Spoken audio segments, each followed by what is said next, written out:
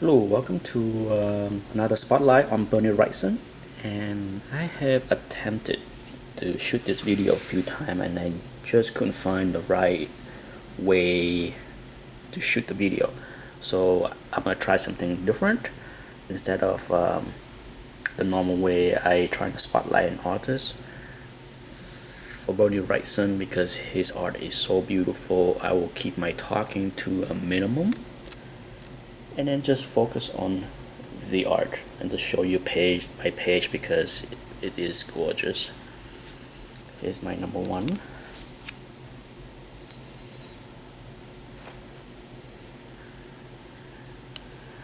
Bernie Wrightson style, as you can see from the very get-go, is so detailed that there is no way he can produce a monthly book. No way. Swamp Thing was a bi-monthly production, so it gave him ample time to get things done. And from the start, he inked his own penciling. I'm sure if somebody else tried to ink it, it wouldn't come out as well. Bernie is his own best inker.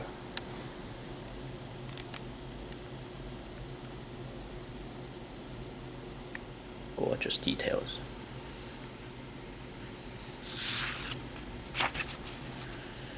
It would be a shame to showcase Bernie Wrightson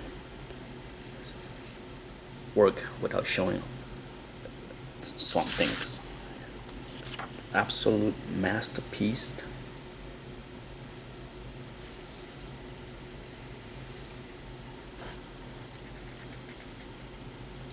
Right off the bat, Bernie was doing something different compared to many others at the time. He rounded all his panels.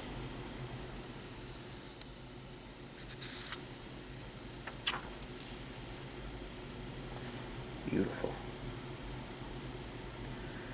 Can't ask for a better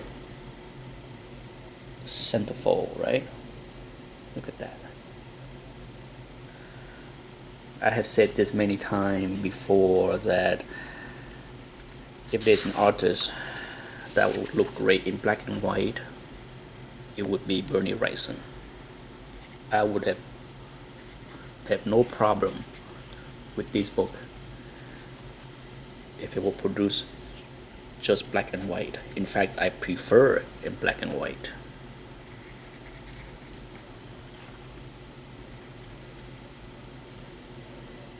Just look at that.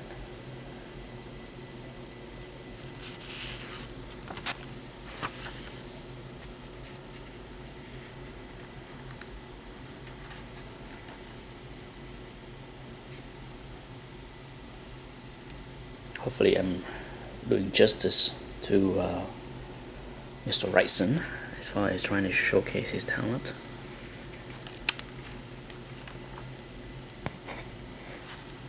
If I was buying this book off the rack, and if this was the very first introduction of the Swamp Thing, as in my rating video, I would give this a 10 out of 10. A spectacular first issue. Just look at that.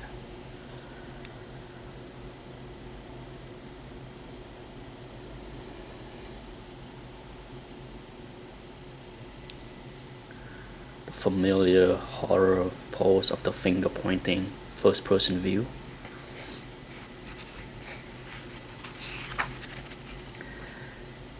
DC, I think from the very get-go, know how great Bernie Wrightson is.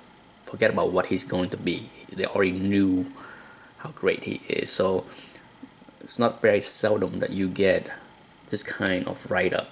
I mean, both Land and Bernie Wrightson have a full-page write-up to introduce them, to introduce Swamp Thing. So, like I said, it's not very often or at all that you have some kind of acknowledge from the very start. So that's issue 1. Here's issue 2. It's hard for me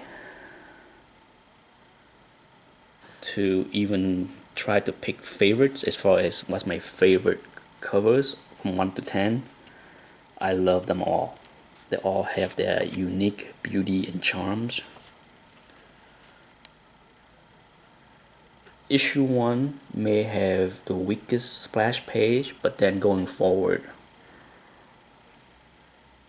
Bernie did such an amazing job on the rest of the issue with splash page.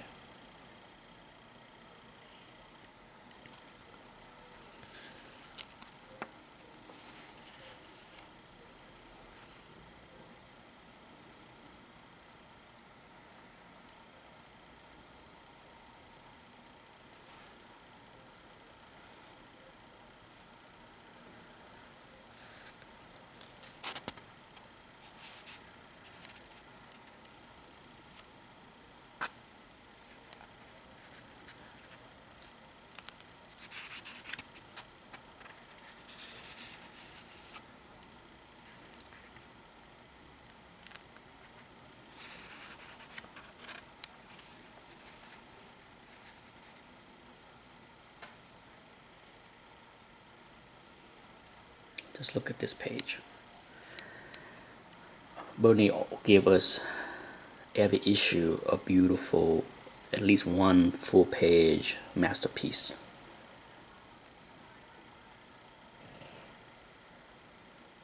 Incredible.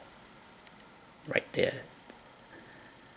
You can see, he's starting to use his signature style with all the line going in the same direction.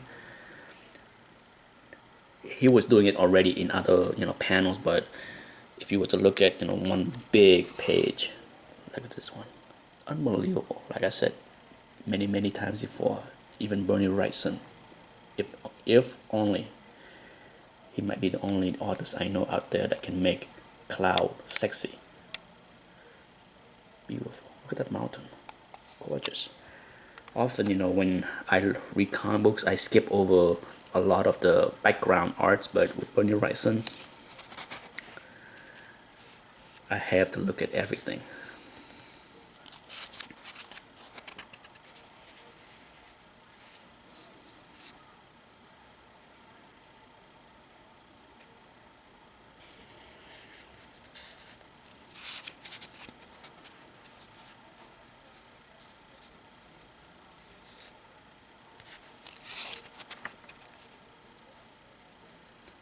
Since this is the first time that I showcase an artist and show every single page, I'm not sure how much I can show before the video went too long, so depends on what people like to see.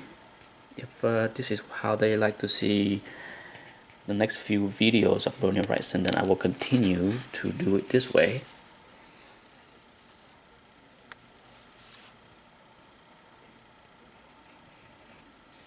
His work is just too beautiful to skip over to just a few panels here and there.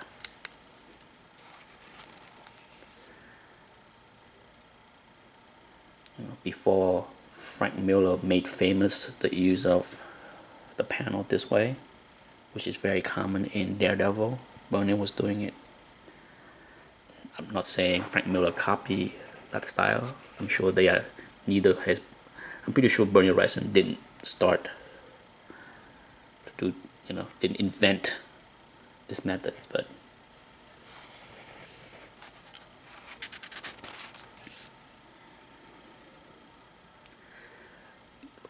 the mark of a great artist is how much attention of details, how closely he pay attention to the details. Just look at that. Just look at this simple panel and the way the shadow of the 2x4s of the wood is. Just look at that. I can guarantee you people like Rob Liefeld will never, artists like Rob Liefeld, is never gonna pay this much attention to backgrounds. Okay, background drawing is incredibly tedious but necessary, and great artists like Bernie Wrightson sometimes make the background to be the star of the panel. Love this, love this panel right here. Stunning.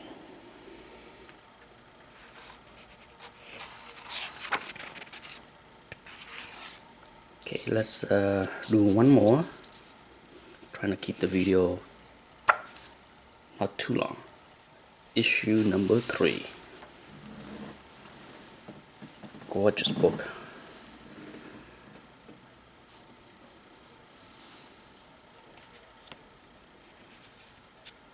I believe this was the very first high-grade copy that I was able to obtain from 1 through 10. It's just beautiful. Once again, you have a gorgeous splash page.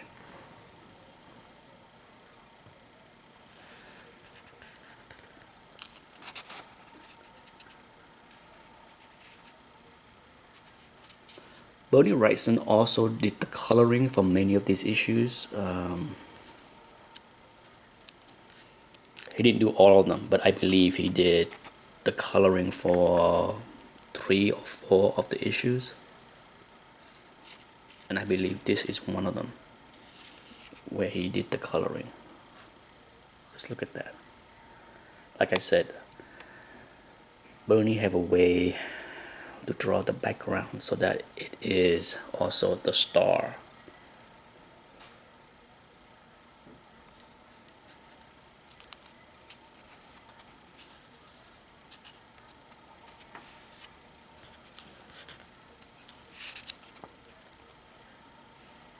Just look at this gorgeous page.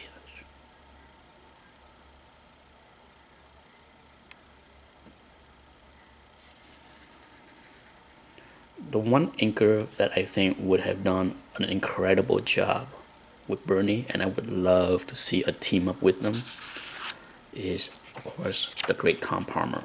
Okay, we all saw how great Tom Palmer is with Gene Colan with his unique penciling style. So I would love to see how Tom Palmer handle Bernie Wrightson, because I think he would make the end result beautiful in a different way. Look at that. It's insane. It's insane how much work he put into every page.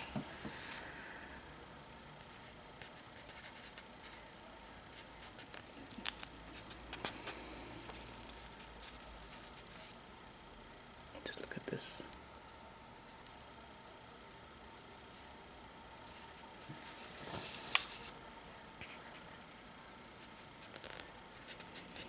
I'm not even talking about the story, because it's wonderful storytelling by Lane Wein, no doubt. Since I'm showcasing the artwork, no doubt the storytelling is very good. The story is very good. I can see why this was a home run for DC when this title came out. I'm sure DC would have loved to see them crank out monthly issues to capitalize on the popularity of the book, but no way Bernie Wrightson could have pumped out this book monthly. Once again, like you can see, the level of detail to the shadow of the bridge. Look at that. Unbelievable. Bernie Wrightson is one of those few artists that did not half-ass any panels, okay?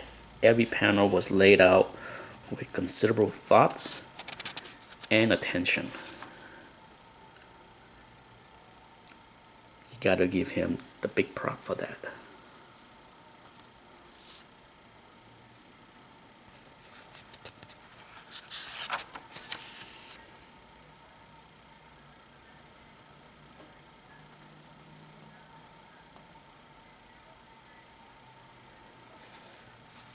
Look at that.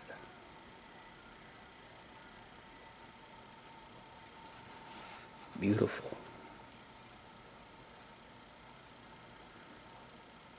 It's not often that you see an action page in Swamp Thing, but when you do see it, it's just beautiful.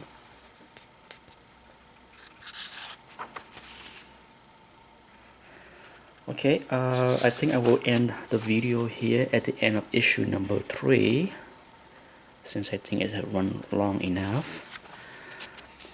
The best thing about reading issue 2 and 3 is the fan pages, is the letters start to pour in on how great the books are. Anyhow, that's it for this video. Thanks for watching. Until next time, bye.